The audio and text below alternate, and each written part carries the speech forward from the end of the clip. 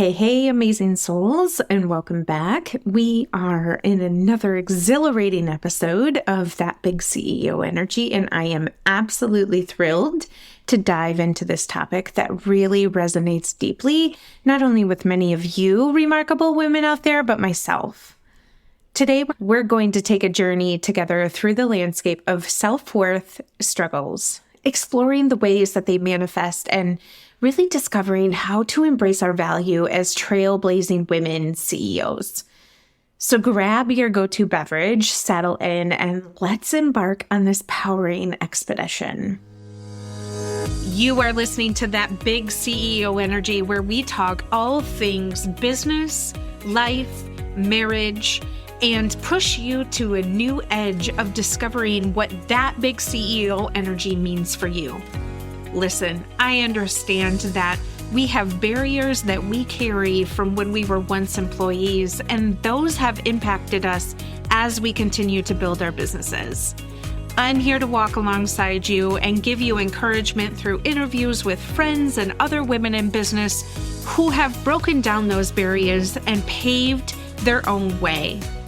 Tune in with me as we uncover some of the unconscious things that we do that keep us from building that big CEO energy we've always dreamed about. Let's dive in.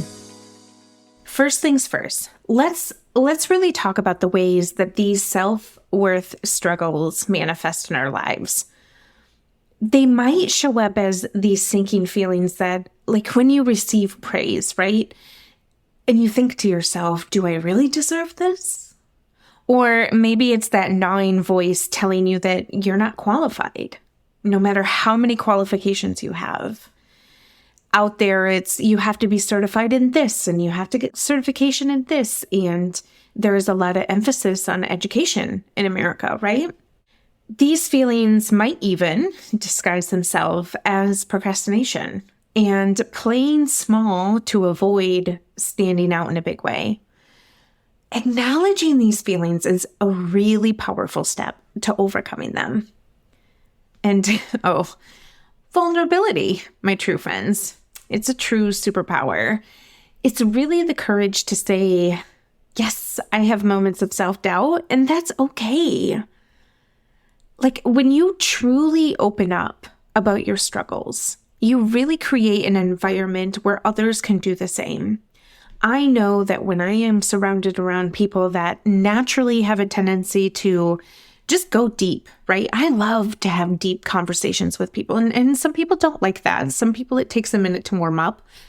But I love going deep with people because that vulnerability really fosters the connection that I make with them, which is so, so important on our journey of self-acceptance and growth.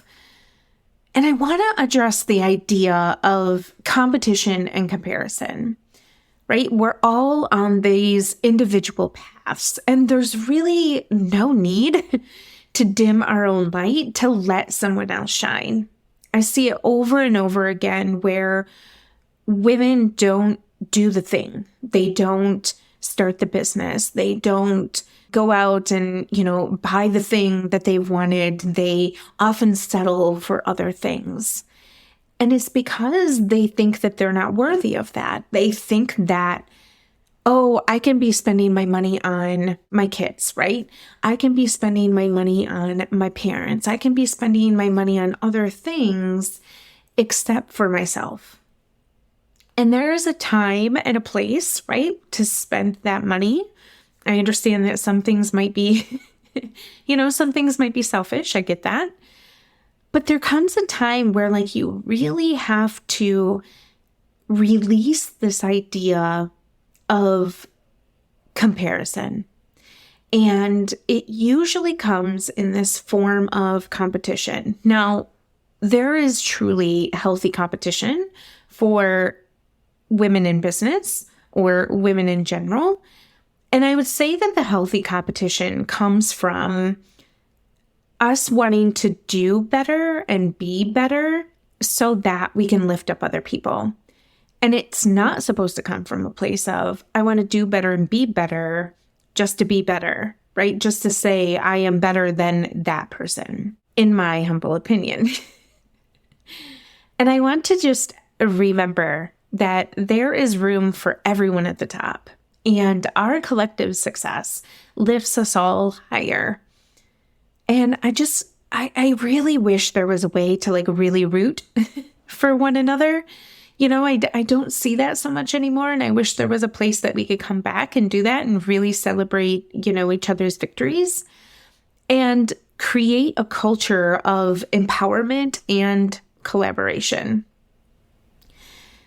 This also, has a hold on us because we have this inner critic. And I've talked about the inner critic before, and it also shows up as fear. But the inner critic is like that relentless backseat driver, isn't she? Like always second guessing, criticizing, pointing out every little flaw. Oh, you made the wrong turn here. Oh, you're driving too fast. Oh, the speed limit is 35. Oh, you're doing 37.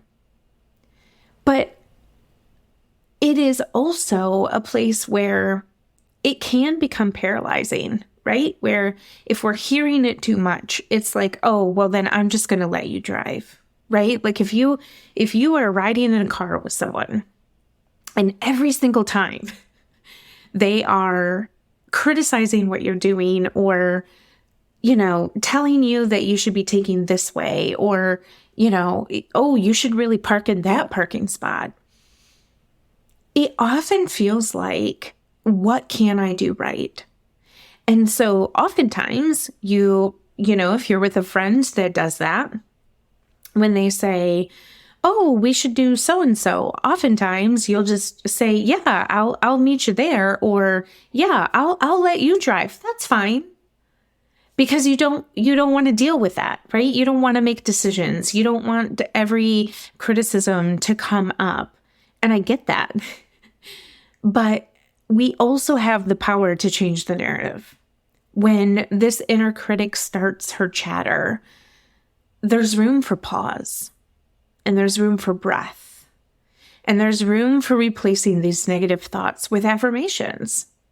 And it really is reminding yourself of your accomplishments, the journey, and really the unstoppable force that you are. When you start to tell yourself the things that are going right, when you start to look for the blessings, when you start to look for gratefulness, when you start to chase joy in your journey, you become this unstoppable being. When there is negativity, when there is criticism, when the inner critic shows up, when there is fear, you can address it and you can acknowledge that it's there. But then you move on, right? And over time, these day-to-day actions add up and silence the inner critic's voice and really amplify your self-worth. And let's not forget about the people that we surround ourselves with. Yeah, uplifting our friends are crucial, but don't overlook the power of the people that also challenge and inspire you.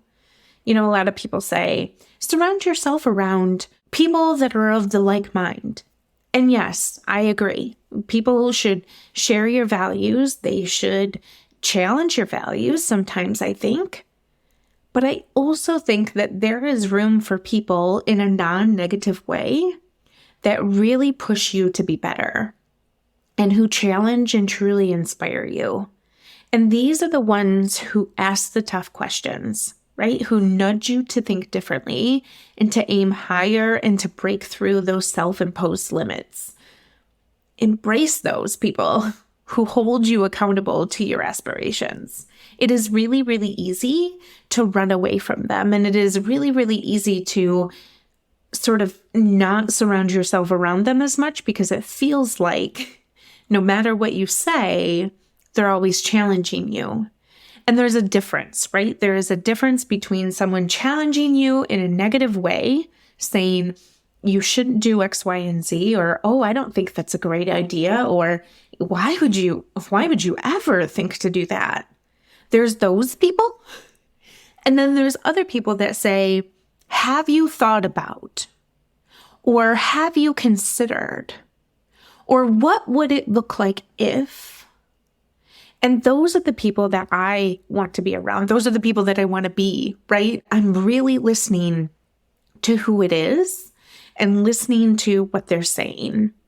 And I've shared, in the past, Nina Aubert, she's a lovely, lovely friend, and I've just come to really love her. But we show up in a room called The Cup of Joy every Tuesday and Thursday. I try to go every Tuesday and Thursday. And it's really a room that is built around what's going right in your life. What is bringing you joy? And if you don't have joy, it is also a space where they hold the space for you and they give you encouragement and they give you things to think about. And so sometimes I'll show up and I'll just kind of be in a different headspace. And I'll just say, I don't really know what my joy is. I don't really have joy, I guess, today. And I'll just kind of pour my heart out, coming back to the vulnerability piece. And it's really a place where you can be raw and honest. And there are those people in there. Jack is one of them.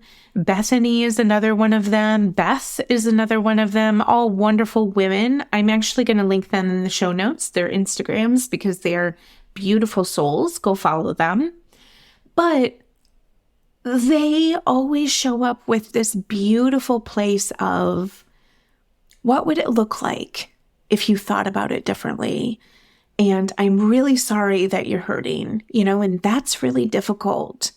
But here's the joy, and it's from a place of love, and it's from a place of encouragement, and it's also from a place of challenging me to think differently. So when we say, surround yourself around people that challenge you, you're going to have challenging people in your life no matter what. You're going to have negative people. That is just how it is.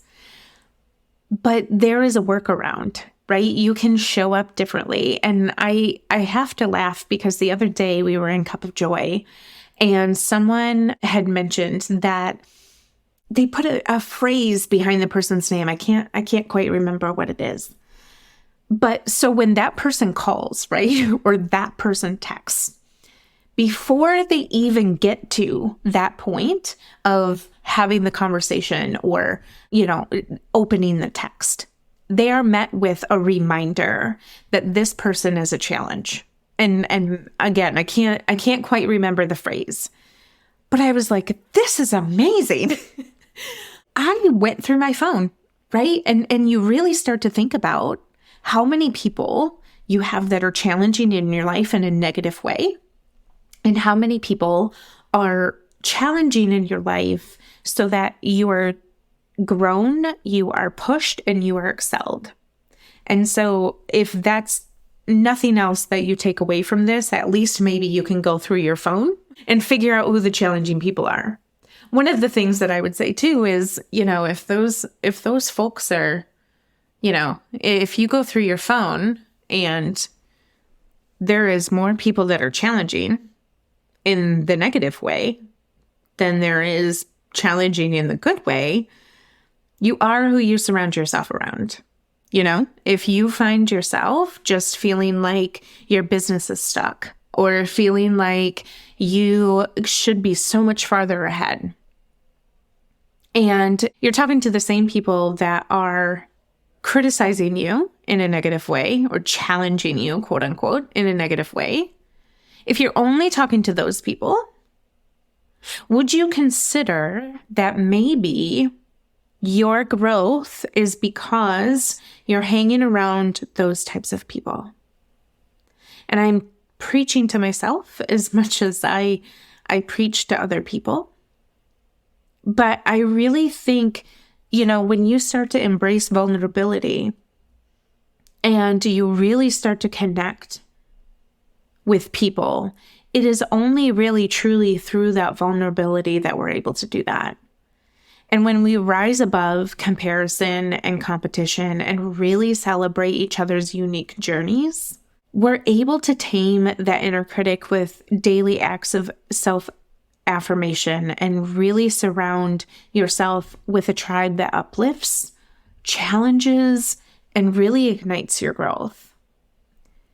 It's not lost on me that this is a really hard transition.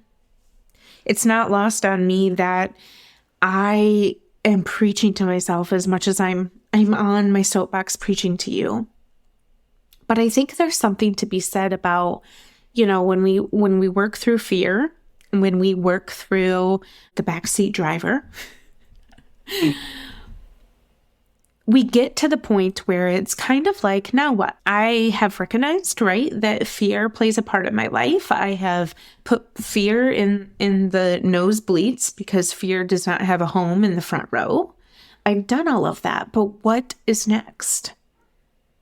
And I think what is next is now creating a home in your business and a home in yourself that feels good. That feels like you are being challenged to grow, that you are being challenged to think about what it is that you want.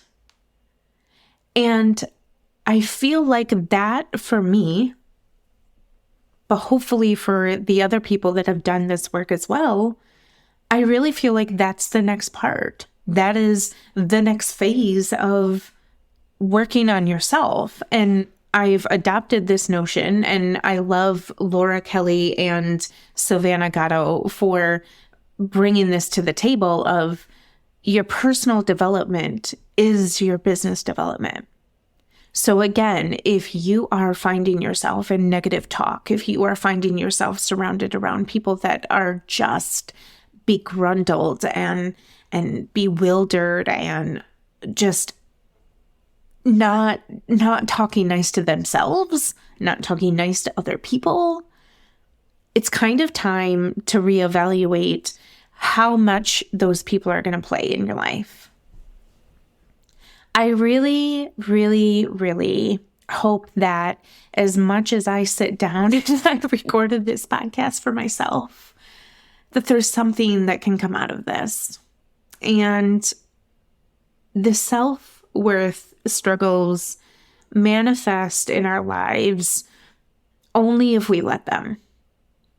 Only if we give it weight. Only if we give it a time of day and we put it in the front row. That's when it waves its flags and, pins itself behind your ear and whispers.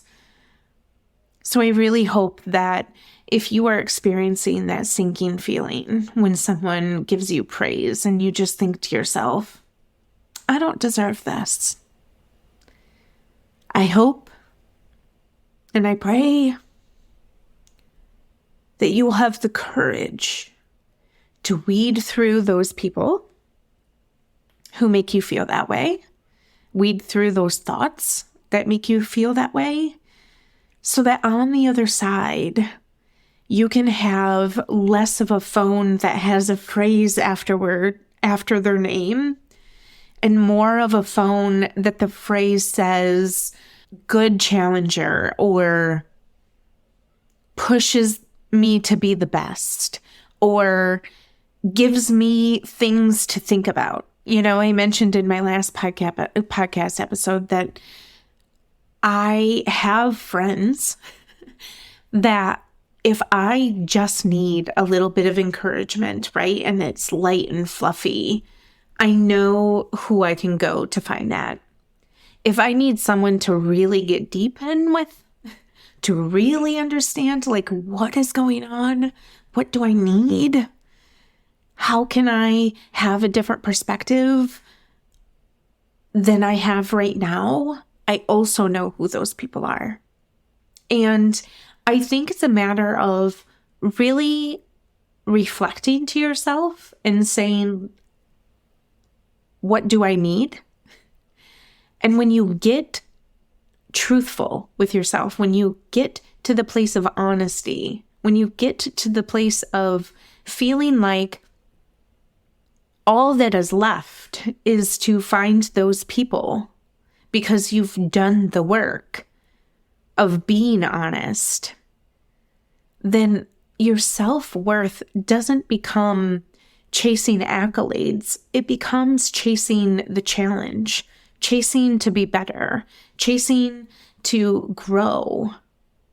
And so that is my hope and my prayer for everyone here, is that not only this channel or, the way that we show up in social media, the way that I show up in social media is a call to action for people to just keep growing, to just keep loving on each other, to challenge each other in a loving way. There is a difference, as I've just preached to all of you. I'm going to get off my soapbox, but I just wanted to come and share my heart. And what I would say is, if you are having a challenging time in leading your teams or showing up in your business, I'm here. I am always holding space for women to work through sort of what it is that is hindering them. And so if you're ready to get real and raw and honest, send me a message and I'm happy to have that conversation with you. Until next time, amazing souls, I want you to remember that you are worth way more than you ever could imagine. And all you have to do is look for it. Thanks for tuning into the show today. If you heard something that helped you, I would love it if you would leave a review and share it with your friends. This helps more people just like you become inspired to move the needle of their big CEO energy into a positive direction. If you would like to learn more about how I can help you streamline and position your business for growth, or lead your business as a CEO, feel free to jump into the show notes with all of the links to find me. And don't forget to head over to Instagram so we can be pals.